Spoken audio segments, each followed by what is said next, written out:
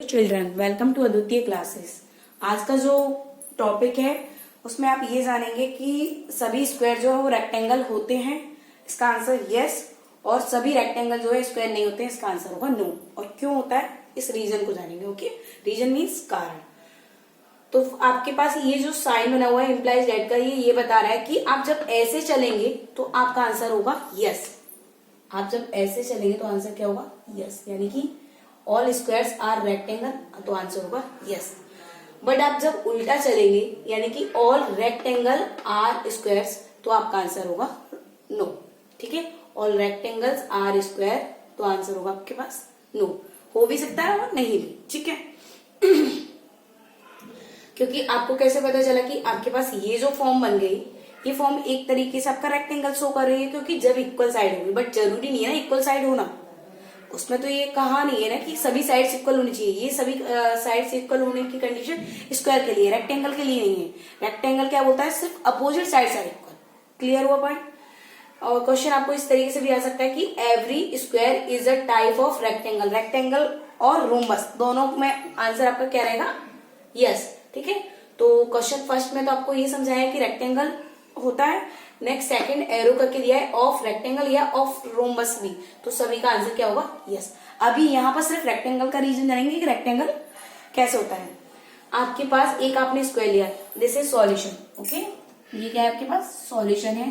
कैसे कभी भी आपको जो भी दिखाना है उसके लिए आप क्या करेंगे, चेक करेंगे प्रॉपर्टी को। ओके, तो चेक द प्रॉपर्टी।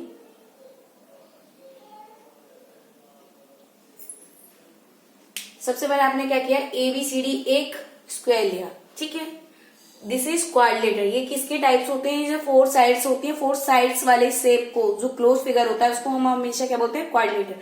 ये क्वाड्रिलेटर्स के टाइप है, rectangle, square, rhombus, parallelogram, trapezium. Okay, तो आपके पास ABCD आपने एक स्क्वायर लिया जिसमें आपके पास AB क्या हो गई आपके पास लेंथ एंड BC क्या हो गई ब्रेथ। ठीक है, तो L और B से डिनोट किया है।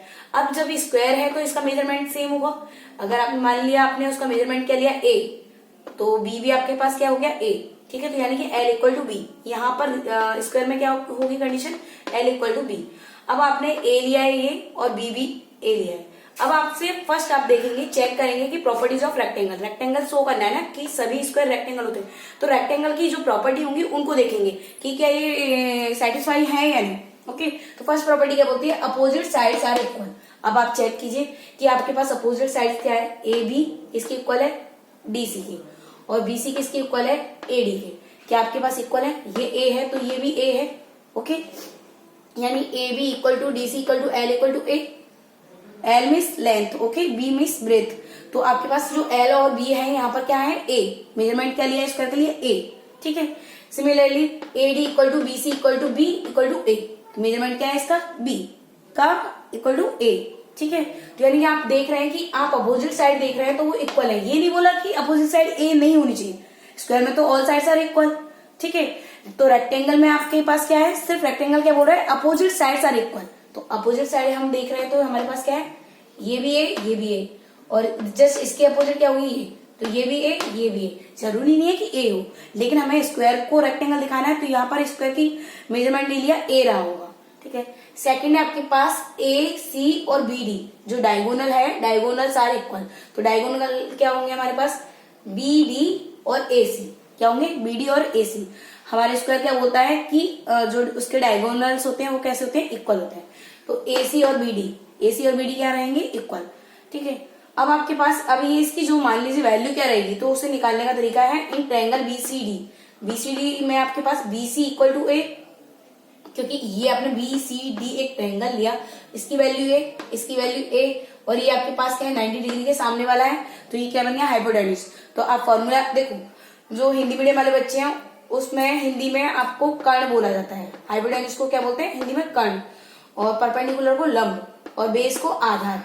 तो उनके लिए फॉर्मूला है K square equal to L square plus A square. ठीक है, और जो इंग्लिश मीडियम वाले बच्चे हैं उनके लिए hypotenuse square equal to P, perpendicular का स्क्वायर प्लस बेस का square. This is Pythagoras theorem. क्या है ये थ्योरम है, कौन सी, Pythagoras theorem. Okay, Pythagoras theorem short में लिख लेंगे। जगह नहीं है। तो आपके पास p की वैल्यू a, b की वैल्यू a, तो दोनों पे स्क्वायर है, a स्क्वायर a कितने हो गए 2a स्क्वायर। ओके, तो 2a स्क्वायर। हमको फाइंड क्या करना है, h फाइंड करना है। h मतलब BD, या कोई भी आप कोई भी ट्रायंगल ले सकते हैं, वैल्यू तो दोनों की इक्वल रहेगी। तो BD इक्वल टू h, क्योंकि हमने ट्रायंगल किसकी बात की है, BCD की, तो BD इक्वल टू h है हमारे पास हाइपोटेन्यूज। तो आपके पास वैल्यू, क्योंकि हमें h चाहिए, तो क्या होगा, दूसरी साइड जाके ये स्क्वायर क्या है, स्क्वायर रूट बन जाएगा। ये जो है अपोजिट हो जाएगा, उल्टा हो जाएगा। यहाँ पर क्या है 2/1 है, तो यहाँ पर क्या हो जाएगा 1/2। उल्टा क्या होगा 1/2, और 1/2 क्या होता है हमारे पास, स्क्वायर रूट को डिनोट करने का तरीका। ठीक है, तो स्क्वायर रूट अगर ऐसे लगाए तो उसकी वैल्यू क्या होती है 1/2, यानी कि इंडेक्स क्या होती है उसकी 1/2। तो जैसे आपने स्क्वायर रूट लिया तो आपके पास आ गया 2a स्क्वायर। जब भी आपके पास पेयर कंप्लीट हो जाते हैं तो वो बाहर आ जाता है। a के पेयर कंप्लीट है, a पर 2 है, और यानी कि हमें 2 चाहिए, तो a बाहर आ जाएगा, अंदर में क्या हो जाएगा √2। अब रीजन भी जान लीजिए कि √2 हमारे पास जो है ये a स्क्वायर बाहर कैसे आता है। जैसे मान लीजिए a स्क्वायर है और इंडेक्स क्या है हमारे पास, रूट की वैल्यू क्या होती है 1/2, तो 2 से डायरेक्ट कैंसिल नहीं करते, आपके पास दिखाई दे रहा है, यानी a 2 आपके पास है, और 2 1 2 करेंगे, 2 1 2, क्योंकि 2 मल्टीप्लाई 1/2 होगा ना, 2 मल्टीप्लाई 1/2, तो 2 1 2, यानी कि इंडेक्स के आगे हमारे पास a1। इसलिए हमारे पास क्या हो जाता है, a डायरेक्ट हम क्या समझते हैं कि a के पेयर कंप्लीट हो गए तो a बाहर आ गया, रीजन ये होता है। ओके, ये रफ वर्क है। नेक्स्ट आपके पास फर्स्ट प्रॉपर्टी फॉलो हो गई, सेकंड प्रॉपर्टी फॉलो हो गई, थर्ड हमारे पास ईच एंगल इज 90 डिग्री। हर एंगल जो है, एंगल कहाँ होते हैं हमारे ABCD जो कॉर्नर है उन पर, तो वो जो एंगल रहेंगे वो 90 degree. That is, this symbol use for that is right angle, every angle is 90 degree, यानी कि राइट एंगल। राइट एंगल की वैल्यू क्या होती है 90 डिग्री। तो आपके पास क्या होगा, angle A, angle B, angle C, angle D equal to 90 degree. और ये आपके स्क्वायर ने फॉलो की है, तो यानी कि रेक्टेंगल की जितनी भी प्रॉपर्टी थी वो स्क्वायर जो है सेटिस्फाई कर रहा है, इसलिए हम कहेंगे ऑल स्क्वायर्स आर रेक्टेंगल।